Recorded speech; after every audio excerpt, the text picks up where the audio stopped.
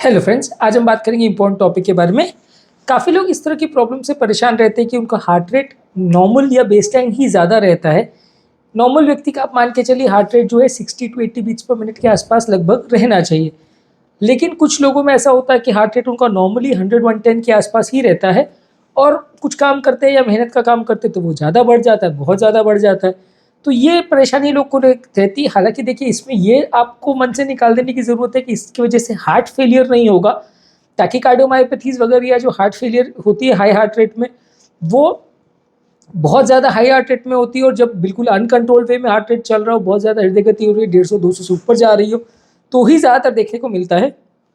लो baseline heart rate या high baseline heart rate अगर sinus rhythm में है तो उतना दिक्कत लोगों को नहीं आती है। लेकिन फिर भी हाँ, चांसेस तो है कि किसी किसी को तकलीफ हो सकती है अगर बहुत ज़्यादा हार्ट रेट हो, खासकर अगर किसी को ब्लॉकेज का प्रॉब्लम भी है और खासकर अगर किसी को ऐसी कोई हार्ट फेलियर रिलेटेड बीमारी है जिसकी वजह से उसको सांस फूलने का प्रॉब्लम है तो वो बढ़ सकता है। किसी को डायस्टोलिक हार्ट फेलियर है तो वो भी बढ़ सकता है।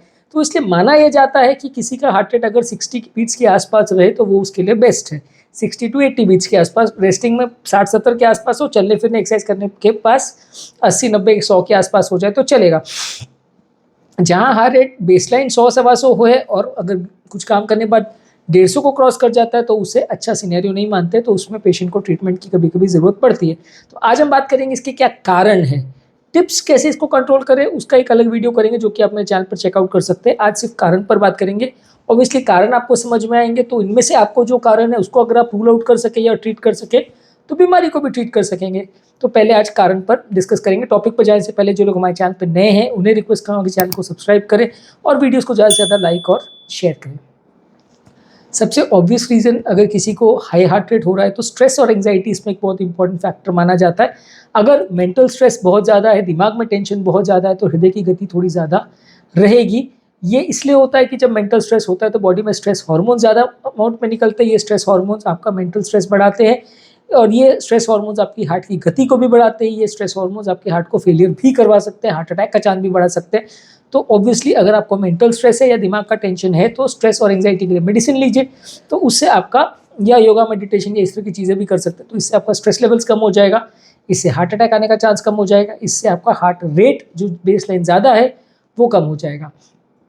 नेक्स्ट है कि जो लोग एक्सरसाइज नहीं करते हैं या सेडेंट्री लाइफस्टाइल है या बैठे बैठे का जीवन है तो उनका हार्ट रेट टेम्परली ज़्यादा होता है, क्योंकि हार्ट का भी ओवरऑल एक तरह से स्टैमिना कम हो जाता है। बॉडी की रिक्वायरमेंट को वो लो हार्ट रेट में मैनेज नहीं कर पाता, इसलिए ऐसे लोग को कंसिस्टेंटली ज़्यादा हाई हार्ट रेट रहता है। जो लोग रेगुलर एक्सरसाइज करते हैं उनका हार्ट रेट थोड़ा कम रहता है। ऑब्वियसली इसमें आपको एक नुस्खा भी मिल जाएगा कि अगर हार्ट रेट ज़्यादा है तो आपको एक्सरसाइज करना है। और एक्सरसाइज कौन सी करना है? वॉकिंग, रनिंग, जॉगिंग, योगा, इस तरह की एक्सरसाइज जिसमें आपका स्टैमिना ज़्यादा बढ़े वो एक्सरसाइज पर ज़्यादा फोकस करना है। एरोबिक एक्सरसाइज पर ज़्यादा फोकस करना है। नेक्स्ट है डिहाइड्रेशन, या शरीर में पानी की कमी की वजह से भी हार्ट रेट ज़्यादा हो सकता है। अगर बॉडी का पानी बहुत ज़्यादा कम है तो हृदय गति बहुत ज़्यादा बढ़ सकती है। तो अगर ऐसा प्रॉब्लम है तो डेफिनेटली आपको हार्ट रेट बढ़ाने के लिए पानी ज़्यादा मात्रा में आप ले तो अच्छा है। कुछ मेडिसिन या सब्सटेंसेस की वजह से भी हो सकता है, जैसे कि एस्थमा की मेडिसिन है, नेजल डिकंजेस्टेंस या नेजल कंजेशन के लिए यूज करते हैं, या कुछ एंटी डिप्रेसेंट मेडिसिन है, इनके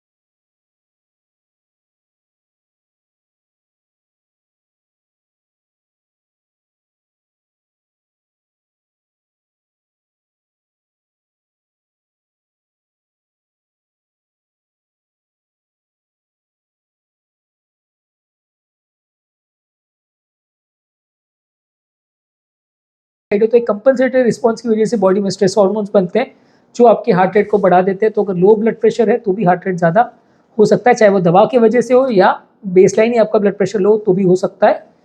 इसके अलावा हार्मोनल चेंजेस की वजह से भी ऐसा हो सकता है, जैसे कि प्रेगनेंसी वगैरह है, मीनोपॉज है, यानी मासिक आना बंद हो जाए, वैसे कंडीशन में भी आपका हार्ट रेट कॉम्प्रोमाइज़ हो सकता है, इसमें भी आपका हार्ट रेट ज़्यादा हो सकता है। कुछ पेशेंट में जेनेटिक होता है जिसका कोई क्लियर कारण नहीं होता, हाँ पेरेंट्स को भी था, आपको भी हुआ, ऐसा हो सकता है, तो उसको जेनेटिक उसमें इंक्लूड करते हैं। फैमिली हिस्ट्री अगर आपको इस तरह का प्रॉब्लम का हो तो सकता है, हालांकि ज़्यादातर लोग को पता नहीं होता कि उनके पेरेंट्स को हार्ट रेट कितना था, अनलेस बेसलाइन वो भी अगर जिंदा हो और आपके साथ अगर चेकअप के लिए आते हैं तो आप चेकअप कर सकते हो।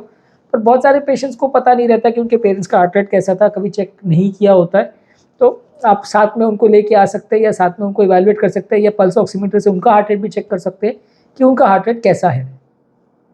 इसके अलावा कुछ हार्ट की बीमारियां हैं, जैसे कि हार्ट में अगर कोई इन्फेक्शन हो, इन्फ्लेमेशन हो, हार्ट में कोई रिदम रिलेटेड प्रॉब्लम हो, एट्रियल फिब्रिलेशन हो, या हार्ट के कोई रिदम रिलेटेड और कोई प्रॉब्लम्स भी हो, जैसे टैकीकार्डियाज अलग अलग तरह के होते हैं, उसमें भी ऐसा हो सकता है। एक बीमारी है जिसे इनअप्रोप्रिएट साइनस टैकीकार्डिया बोलते हैं, जिसमें हार्ट रेट बिना किसी कारण के ज़्यादा होता है। रिदम साइनस ही होती है ना, रिदम नॉर्मल जगह से ही आती है, लेकिन बिना किसी कारण के हृदय गति ज़्यादा होती है, यानी 60-70 की रिक्वायरमेंट और हृदय गति चल रही है 100-125 बिना कारण के।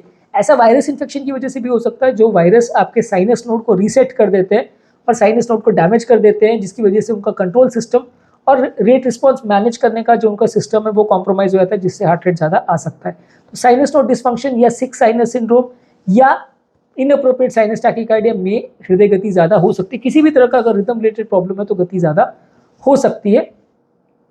कुछ मेडिसिन के विड्रॉल की वजह से भी हो सकता है, जो गति कम करने वाली मेडिसिन है, जैसे कि beta blocker, calcium channel blockers, ये मेडिसिन अगर चल रही है, सडनली आपने बंद कर दी तो इसकी वजह से भी हृदय गति बढ़ सकती है। ये मेडिसिन का कॉमन रिस्पॉन्स है। किसी किसी को कैफीन की सेंसिटिविटी होती है, यानी चाय कॉफ़ी वो पी तो नॉर्मल ही रहा है, लेकिन वो थोड़ा बहुत पीने की वजह से भी उसके बॉडी में हार्ट रेट ज़्यादा हो जाता है।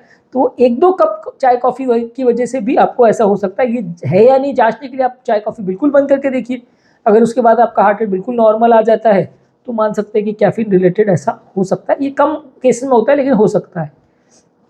बहुत ज़्यादा गर्मी या बहुत ज़्यादा ह्यूमिडिटी हो तो भी ऐसा हो सकता है। बहुत ज़्यादा अगर गर्मी का एक्सपोजर हो तो आपका टेम्परेचर बॉडी का बढ़ सकता है, इसकी वजह से आपको हार्ट रेट बढ़ सकता है। और बहुत ह्यूमिडिटी हो या वातावरण में बहुत ज़्यादा मॉइस्चर हो, जो कि कोस्टल एरियाज़ में ज़्यादा देखने को मिलता है, तो उस वजह से भी आपका हार्ट रेट ज़्यादा हो सकता है। हार्मोनल इम्बैलेंस, जैसे कुछ ट्यूमर्स है, जैसे फियोक्रोमोसाइटोमा है या कुछ एड्रिनल प्रोड्यूसिंग ट्यूमर्स है, जिसपे कुछ स्ट्रेस हार्मोन ज़्यादा बनने की वो रहती है, ट्यूमर्स की वजह से स्ट्रेस हार्मोन ज़्यादा बनते हैं, एड्रेनलिन नॉरेड्रेनालिन ज़्यादा बनने लगता है, तो इस वजह से भी कई बार लोगों को हार्ट रेट ज़्यादा होता है, बेसलाइन से हृदय गति ज़्यादा होती है। हालांकि ये ट्यूमर्स भी काफ़ी रेयर है, तो हर एक आदमी को ऐसा हो ज़रूरी नहीं है, पर हो सकता है। इसके अलावा अगर कोई कारण से आपका खून कम हो जाए या ब्लड लॉस हो जाए तो भी आपको हार्ट रेट बढ़ सकता है। अगर मान लीजिए आपका कोई एक्सीडेंट हो गया, चोट लग गई, कुछ हो गई, तो आपकी खून की सडनली कमी हो गई, ऑपरेशन के बाद भी ऐसा हो सकता है कि खून की कमी हो गई, तो इसमें ऐसा हार्ट रेट ज़्यादा हो सकता है। पल्मोनरी एम्बोलिज्म भी एक बीमारी है जिसमें आपको हार्ट से जो लंग्स में नली जाती है उसमें क्लॉट जम जाता है, तो भी हृदय गति आपकी ज़्यादा बढ़ सकती है, इसमें भी आपको साइनस टैकीकार्डिया मिल सकता है। इसके अलावा ब्रेन का जो हार्ट रेट को कंट्रोल करने वाला सिस्टम है, तंत्र है, वो फेल अगर हो जाए, जैसे डायबिटीज़ है या ऑटोनॉमिक कंट्रोल सिस्टम करने को मैनेज करने वाली जो भी ब्रेन के सिस्टम्स हैं, वो कोई कारण से अगर फेल हो जाए तो ऑटोनॉमिक न्यूरोपैथी डेवलप हो जाती है, इसकी वजह से भी हार्ट रेट आपका ज़्यादा हो सकता है। कुछ इन्फ्लेमेटरी कंडीशंस है, जैसे कि सिस्टमिक लूपस एरिथमेटोसिस है, रूमेटॉइड आर्थराइटिस है, इसमें बॉडी में सूजन और इन्फ्लेमेशन की वजह से हार्ट रेट ज़्यादा होता है। ये हार्ट रेट को भी रीसेट कर सकते हैं और आपका बेसलाइन बॉडी में इन्फ्लेमेशन प्रोड्यूस करता है, जिसकी वजह से भी आपका हार्ट रेट ज़्यादा हो सकता है। कुछ मेडिसिन है जैसे कि बीटा ब्लॉकर्स है, जिनको हाइपरटेंशन और माइग्रेन के कंडीशन के लिए ट्रीटमेंट के लिए यूज़ करते हैं। वो कई बार देते तो गति कम करने के लिए, कई बार पैराडॉक्सिकली उनका ऐसा ऑल्टरिंग इफेक्ट होता है कि उससे भी कई बार हृदय गति बढ़ सकती है। पैराडॉक्सिकल इफेक्ट का मतलब है कि जो हम इंटेंड करते हैं उसके बदले उसका उल्टा इफेक्ट हो जाए, उसको पैराडॉक्सिकल इफेक्ट बोलते हैं। ये बहुत ही रेयर चीज़ है, लेकिन पॉसिबल है कि किसी से को मेडिसिन के इफेक्ट से गति कम होने के बदले उल्टा बढ़ भी सकती है ऐसा भी पॉसिबल है। तो आज हमने बात करी किसी को अगर हृदय गति ज़्यादा है तो क्या क्या कंडीशंस है जिसमें हृदय गति ज़्यादा हो सकती है, उसके लिए वो क्या क्या कर सकते हैं, उसके बारे में बात की। जो लोग हमारे चैनल पे नए हैं उन्हें रिक्वेस्ट करूँगा कि चैनल को सब्सक्राइब करके हमें इंस्पायर और मोटिवेट करें। और हमारे चैनल पे हार्ट रेट ज़्यादा, हार्ट रेट कम और अरिथमिया से रिलेटेड बहुत सारे वीडियोज़ है, पैल्पिटेशन और अरिथमिया का पूरा प्लेलिस्ट हमारे चैनल पे अवेलेबल है, आप उसे चेकआउट करिए तो आपको काफ़ी कुछ नया सीखने को मिलेगा और काफ़ी कुछ आपके बीमारी से रिलेटेड आपको नया कंटेंट मिलेगा, जिससे आपको आपकी बीमारी मैनेज करने में काफ़ी मदद मिलेगी।